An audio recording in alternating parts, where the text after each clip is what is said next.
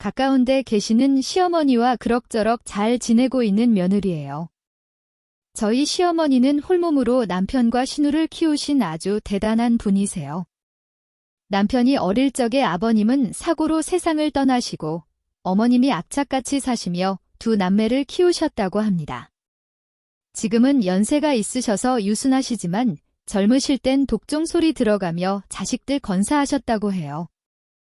그 시절의 배움도 짧은 여자 혼자 몸으로 아이 키우는데 얼마나 힘들었겠어요. 독해지지 않으면 살아가기 힘드셨을 것 같아요. 처음엔 저도 어머님의 거친 언행에 상처도 많이 받았지만 속마음은 따뜻하신 분이라는 걸 깨닫고 지금은 잘 지내고 있습니다. 어머님은 저희 집에서 도보로 20분 걸리는 아파트에 신우랑 둘이 살고 계세요. 사실 그 아파트는 저랑 남편이 해드린 거예요. 저희 결혼할 때 있는 돈 다 끌어다가 지원해 주시고 자기는 아무것도 필요 없다던 어머님은 옛날에 아버님 살아계실 때부터 지내시던 단독주택에 오래 계셨었어요.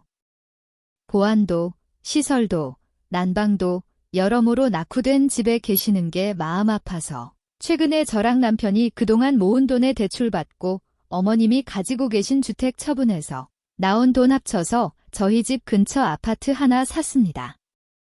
입주 청소 부를 돈도 아깝다며 본인이 며칠을 쓸고 닦고 하시면서 기뻐하시던 어머님 생각하면 아직도 가슴이 미어져요.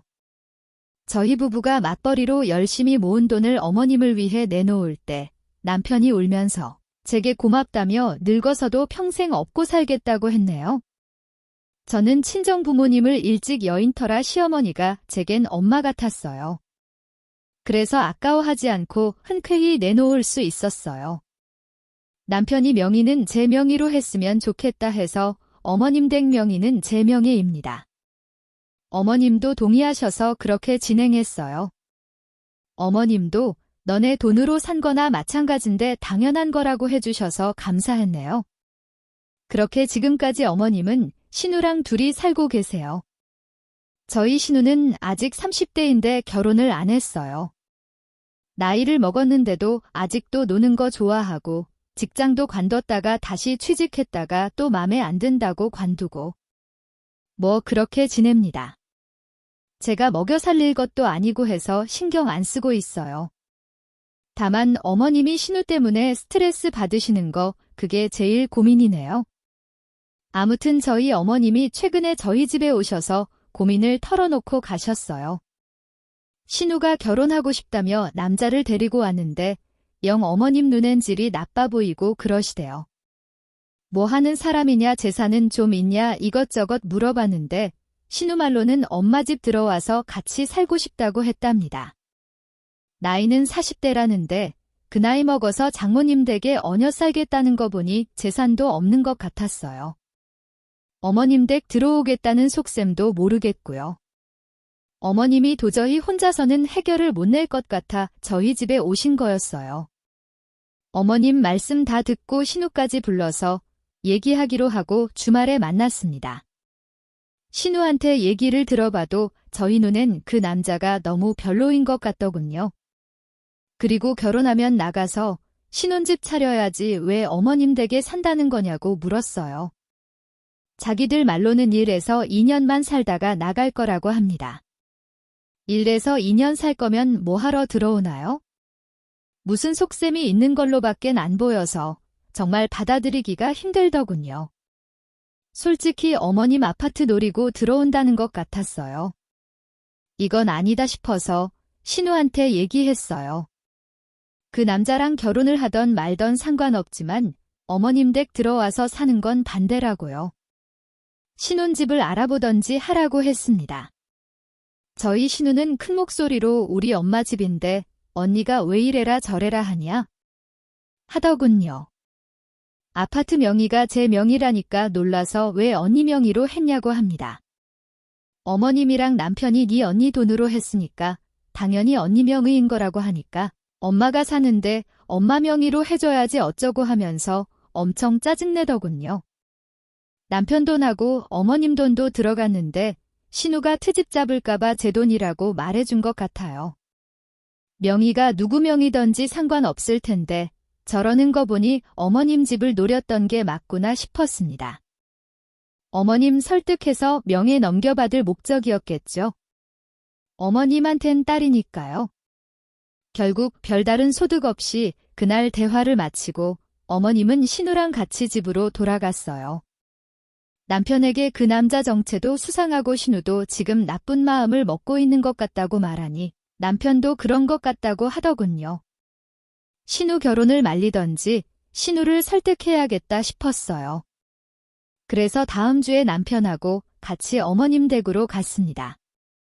신우 앉혀놓고 한참을 얘기했는데 결혼 생각은 변함이 없다고 합니다. 죽어도 그 남자랑 결혼을 해야겠대요. 이대로는 안 되겠다 싶어서 그럼 결혼을 하던지 말던지 신경 안 쓰겠다. 그런데 어머님 사시는 아파트 처분할 거고 어머님 우리 집으로 모실 거다. 나가서 그 남자랑 살림을 차리던 말던 맘대로 해라 했습니다. 그랬더니 울고불고 어디 가서 사냐고 난리더군요. 애도 아니고 나이 30, 40 먹고 누울 곳 하나 없으면서 무슨 결혼을 하겠다는 거냐고 소리치고 왔습니다. 어머님이 나중에 전화하셔서 진짜 아파트 처분할 거냐고 신우 어디 갈 데도 없는데 어떡하냐고 하시더군요. 그래도 어머님은 딸이니까 걱정되시겠죠.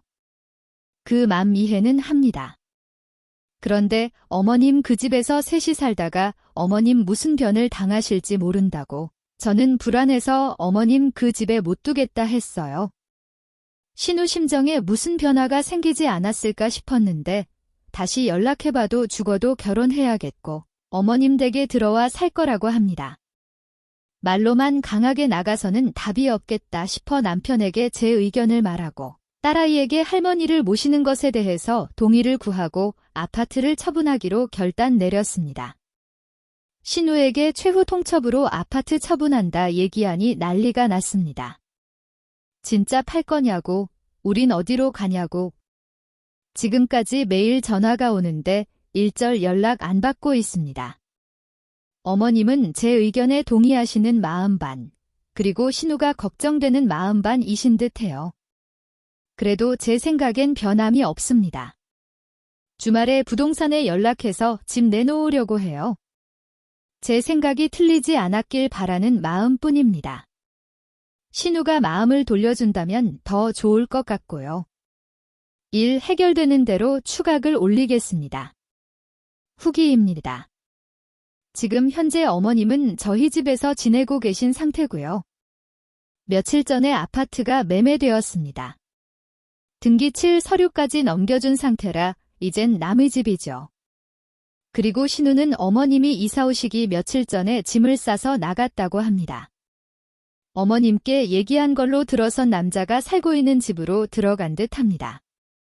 집이 있었으면서 왜 어머님 집에 들어온다고 한 거냐 여쭤보니 자기 집이 아니라 세를 주고 살고 있는 것 같다 하네요. 주변 시세보다 조금 싸게 올렸더니 바로 집을 사고 싶다는 사람이 나타나서 일이 금방 끝났습니다. 도장 찍기 직전까지도 신우가 마음을 돌려줬으면 좋겠다고 간절히 바랬지만 결국 뜻대로 되질 않네요. 어머님은 저희 집에서 잘 지내고 계세요? 사춘기 딸아이가 혹시 불편해하지 않을까 걱정했는데 걱정이 무색하리만큼 잘 지내주고 있어서 너무 고맙네요. 아파트 매매금은 아직 제가 쥐고 있어요. 신우가 다시 돌아온다면 좋겠지만 그 전까지는 어머님을 저희 집에 모시는 게 최선이라고 생각하고 있어요.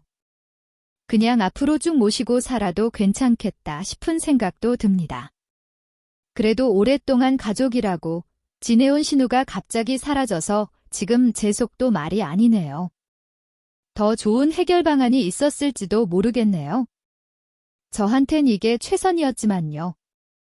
잘한 건지 잘못한 건지도 모르겠어요. 그래도 제 선택이 옳았다고 믿고 싶어요.